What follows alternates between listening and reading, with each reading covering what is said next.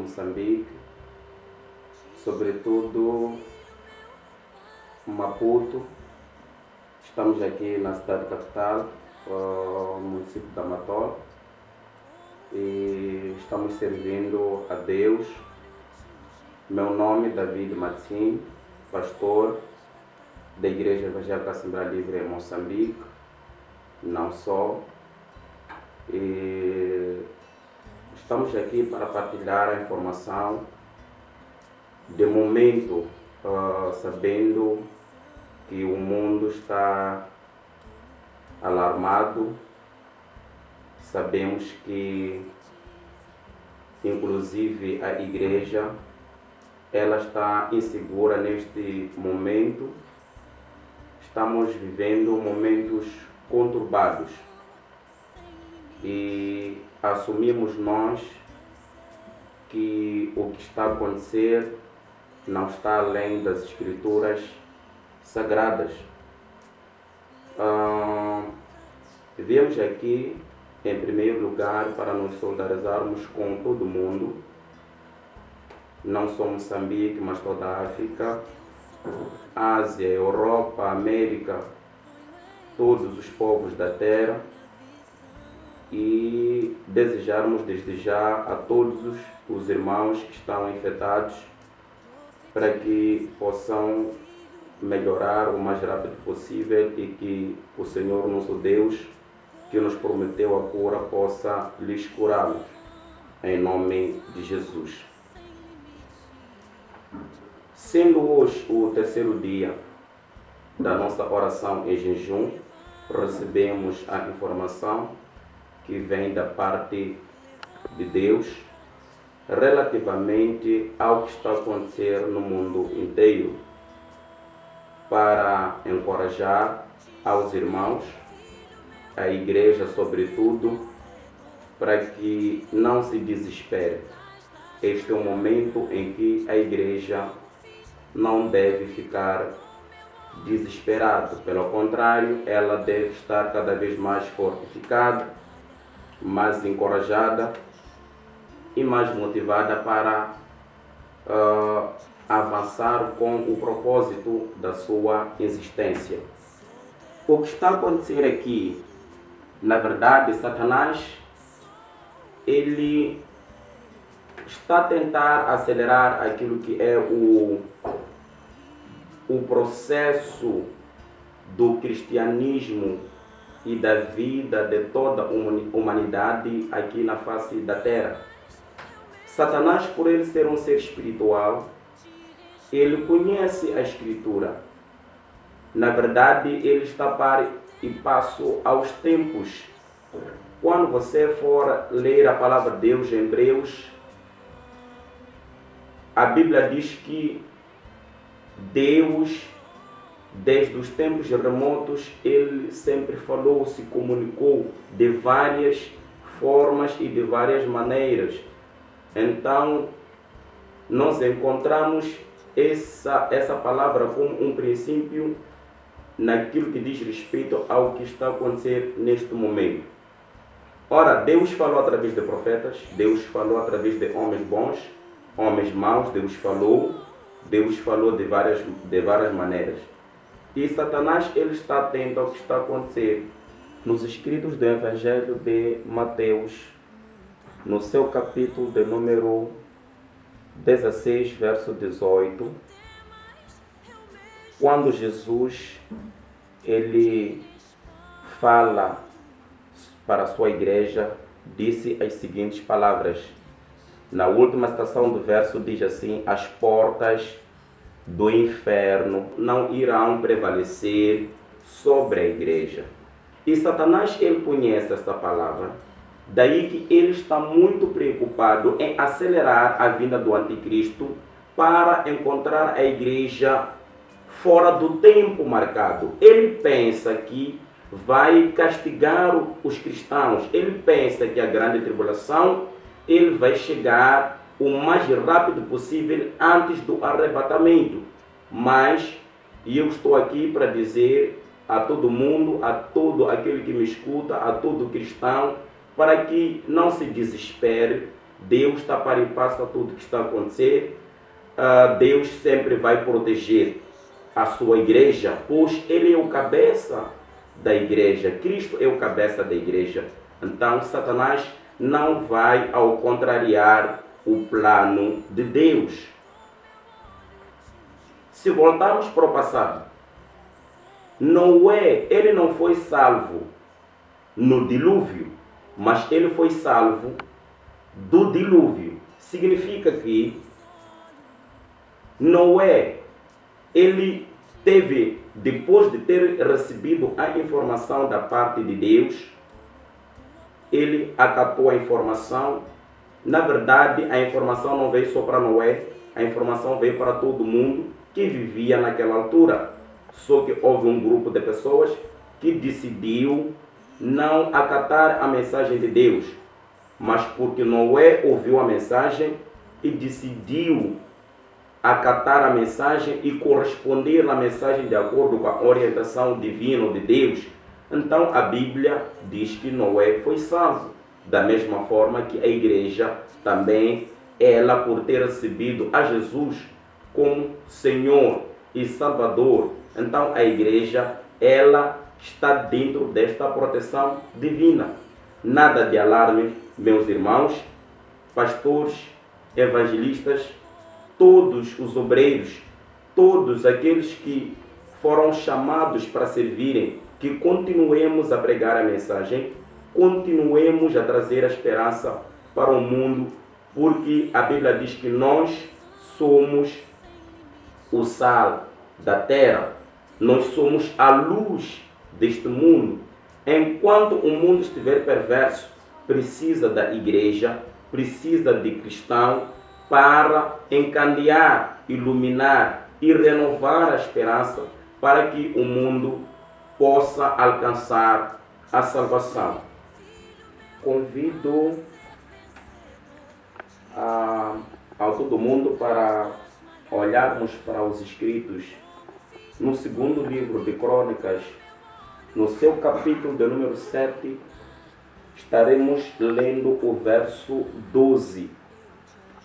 Assim diz a palavra: E o Senhor apareceu de noite a Salomão e disse-lhe: Ouvi tua oração e escolhi para mim este lugar para a casa de sacrifício. E eu não vou explorar todo o verso, mas há uma citação aqui que eu gostaria que todos nós pudéssemos entender. Número 1. Deus atende a oração. Qualquer pessoa que dobrar o seu joelho, se entregar a Deus, a resposta de Deus não tarda. O que nos assegura primeiro é que Deus, se falou com Salomão, significa que ele pode falar comigo, ele pode falar com o irmão, com a irmã, ele pode falar para Moçambique, ele pode falar para a África, ele pode falar para todo mundo. Deus, ele precisa de se comunicar com os seus filhos. Sempre teve esse desejo, desde os tempos remotos. O homem sempre criou distância para com Deus, mas Deus sempre está muito preocupado em se comunicar com os seus filhos. Por isso, meus irmãos, dando continuidade sobre o que está acontecendo no mundo inteiro, o que tenho a dizer é que devemos orar, todos devemos orar, devemos prostrar-nos diante dele, devemos reconhecer que somos pecadores, porque tudo o que está a acontecer é o resultado do pecado do homem. Então, quando o homem peca, a tendência é de se distanciar de Deus. Mas por causa de Cristo Jesus, aquele que nos amou e ainda se entregou, então ele veio justamente para permitir com que houvesse um diálogo muito profundo do homem para com Deus. Então, estamos aqui para mais uma vez convidarmos a todo mundo para que tomemos esta oportunidade como um momento especial para orarmos e nos arrepender de todos os nossos pecados, que Deus ele vai responder à nossa oração. Aliás, Ele está respondendo à nossa oração. Há sinais positivos que mostram claramente que Deus ele está respondendo às nossas orações, em nome de Jesus. Dando continuidade, meus irmãos, vou convidar a todos para que partilhemos a palavra de Deus nos escritos de Paulo, na primeira epístola de Paulo, quando escreve aos Coríntios, no seu capítulo de número 15, assim diz a palavra: Eis, aqui vos digo um mistério. Na verdade, nem todos dormiremos, mas todos seremos transformados. Eu gostaria de sublinhar a palavra transformados. Em grego, nós encontramos a palavra transformado como a igreja será arrebatada. A igreja será arrebatada. A igreja, ela não vai entrar no processo da grande tribulação. Povo moçambicano, crentes, mundo inteiro que me escuta neste momento, a igreja, ela não irá passar por grande tribulação. Deus vai proteger a sua igreja. Desde os tempos remotos, Deus sempre salvaguardou o seu povo. É só uma questão de nós sermos fiéis a Ele, que Ele é fiel, sempre foi fiel ao seu povo. Agora vou para o verso 52. No momento, num abrir e fechar de olhos, ante a última trombeta, porque a trombeta soará e os mortos ressuscitarão incorruptíveis e a nós seremos transformados. Mais uma vez, aqui encontramos a palavra transformados. Eu repito, em grego, não é transformar no sentido de mudar de cor, de aparência ou de posição, mas aqui está-se a falar do arrebatamento. Significa que a igreja, o qual Jesus Cristo é o cabeça da igreja, ele vai voltar. Na verdade, ele está vindo. E quando ele vier, assim que ele está vindo, a Bíblia diz que primeiro os mortos, todos os mortos vão ressuscitar. Agora, alguém vai perguntar: pastor, e os incrédulos? Os pecadores? Como é que vai acontecer? A Bíblia é clara em dizer que todos os mortos vão ressuscitar.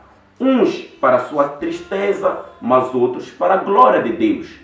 Portanto, é simples quanto isso.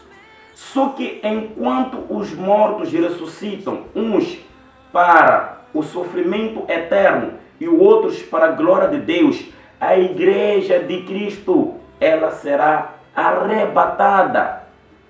Satanás, ele está a arrumar, ele está a arquitetar essas guerras todas. Ele pensa que vai ganhar e vai conseguir encontrar a igreja. Ele vai conseguir encontrar a igreja. Mas na verdade nós falamos aqui cientes e seguros, de acordo com as escrituras sagradas, que a igreja em nenhum momento ela será pego de surpresa, porque Jesus é o cabeça da igreja. Termino agora citando o verso 58. Assim diz a palavra: portanto, meus irmãos, sedem firmes. Aí percebeu? A palavra de Deus nos chama a ser firmes. Não só temos de ser constantes, sempre abundantes na obra do Senhor, sabendo que o vosso trabalho não é vão no Senhor. Pastores, obreiros, líderes de todo o mundo, a Bíblia que nos exorta para que nós em nenhum momento devemos vacilar. Não vacilemos. devemos continuar com esta causa da fé. Nós estamos certos, mais que certos. Nós não somos pessoas desesperadas. Não podemos nos desesperar por algo algum. Jesus é o cabeça da igreja. Ele é conosco. E a palavra de Deus diz: se Cristo é conosco, quem será contra nós? Nem o inferno, nem a doença, nem Satanás com seus agentes. Não é nada. Não devemos ficar desesperados. Povo de Deus, permanecemos firmes diante do nosso Senhor Jesus Cristo. Não só temos de continuar a evangelizar, a promover palavra de esperança para o mundo, falar boas novas, porque as pessoas precisam. Na verdade, é neste momento em que as pessoas estão tão conturbadas que precisam da verdade. E nós, os faladores da palavra de Deus, homens e mulheres de Deus, devemos fazer isso, continuar a falar da palavra da esperança para o povo de todo o mundo, não só para Moçambique. Agradecia que citássemos os escritos de Paulo mais uma vez, quando ele escreve na sua epístola aos Efésios, capítulo 12, verso 15. Diz assim a palavra: tendo cuidado de que ninguém se prive da graça de Deus, e de que nenhuma raiz de amargura brotando vos perturbe, e por ela moídos e se contaminem. Amados irmãos, a Bíblia aqui é clara em nos dizer: não devemos dar oportunidade em nenhum momento na nossa vida da fé, qualquer coisa, seja vindo dos céus, dos espaços, da terra, embaixo da terra. Nós devemos continuar com a nossa fé. A Bíblia diz aqui que ninguém deve se privar da graça de Deus. O que é isso de se privar da graça de Deus? Nós estamos neste momento conturbado em que recebemos orientações vindo do governo ou dos nossos governantes, vindo do Ministério da Saúde e de todos os parceiros que fazem parte do Ministério da Saúde. Fala-se de todo tipo de medidas de prevenção. Eu não estou contra isso, para dizer que eu também faço. Os mecanismos, as orientações que eles nos dão, o uso da máscara, a lavagem das mãos constantemente, nós observamos isso. Mas eu quero chamar a atenção ao povo de Deus, aqueles que vivem pela fé, aquele povo redimido pelo sangue de Cristo. Eu estou a falar daquele povo escolhido e separado para servir a Deus. Que não devemos apenas nos limitar nisso. Devemos ter em consideração que esta guerra não é carnal, não é meramente física. Esta guerra é espiritual. Lembremos quando citamos primeiramente que esta guerra é espiritual, pois ela vem justamente para acelerar o número da besta. É na tentativa de querer encontrar a igreja desprevenida. Então nós temos de orar, devemos orar. Temos de continuar as nossas orações. E ninguém deve nos parar de orar. Não há nenhuma guerra que você vai lutar enquanto você estiver confinado em algum lugar. Vamos despertar Neste momento, a minha oração é que Deus desperte os nossos sentidos espirituais para percebermos que esta guerra não é física, mas sim espiritual. Nós temos que entrar na peleja. Temos que buscar o Espírito Santo. Não vamos ficar nos quartos confinados. Não vamos ficar nos nossos cantos confinados, mas devemos permanecer em oração. Devemos ler a palavra de Deus. Devemos orar constantemente. Devemos interceder pelo mundo. Devemos interceder pelos nossos governantes. Devemos orar, devemos interceder pelos médicos. Devemos orar pelos paramédicos.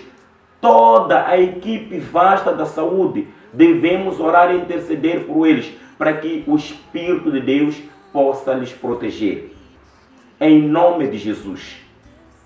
Esta guerra não é física, não é carnal, mas sim ela é espiritual. E quem tem autoridade, domínio, para que possa vencer esta guerra é a igreja. A igreja foi dada o poder, a igreja ela foi revestida pelo poder do alto para vencer qualquer tipo de atrocidade, qualquer tipo de barreira, qualquer tipo de impedimento, qualquer tipo de armadura satânica. Nós fomos dados o poder para vencer. Lembremos quando Jesus ele instituiu a igreja lá em Mateus, no capítulo 16, verso 18, ele disse assim: as portas do inferno não irão prevalecer sobre a igreja. Nos escritos do profeta Isaías, capítulo 15, verso 17, diz assim a palavra de Deus: toda ferramenta preparada por inimigo não irá prosperar contra nós. Quem somos nós? Filhos de Deus, redimidos pelo sangue de Cristo, povo escolhido. Somos nós, é a igreja. Então a igreja é chamada a interceder.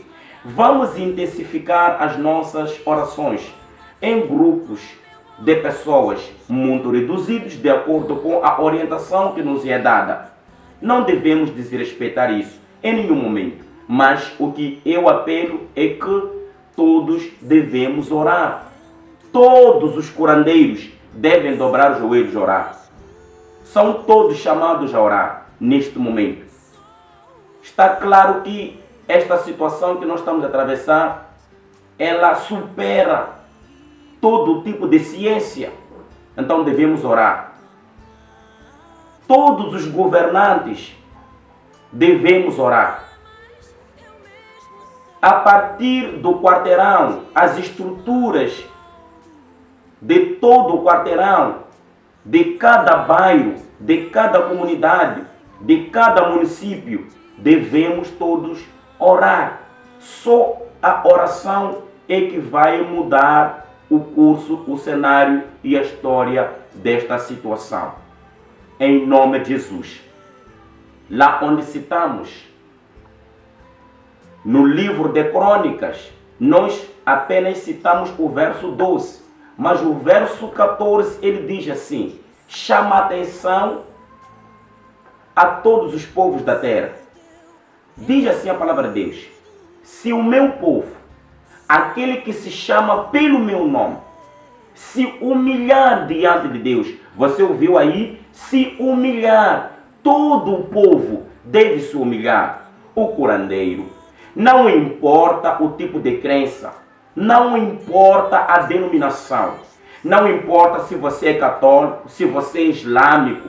Não importa, este é um momento de oração. A palavra de Deus diz: se o meu povo, aquele que se chama pelo meu nome, você entendeu? Nome de Deus. Então, meu irmão, minha irmã, se você assume que você está aqui no planeta Terra porque Deus te deu fôlego de vida, você está respirando, suspirando por causa desta graça, por favor, vamos todos dobrar os joelhos, vamos orar. E Deus, Ele vai atender a nossa oração. Em pouco tempo, nós iremos nos descobrir enquanto saímos desta situação. Deus abençoe a todos, no nome santo e poderoso de Jesus Cristo de Nazaré, aquele que é o consumador da nossa fé, que possa proteger a cada um de nós para a glória de Deus. Amém. Para ser vencedor, te tirei de trás das malhas.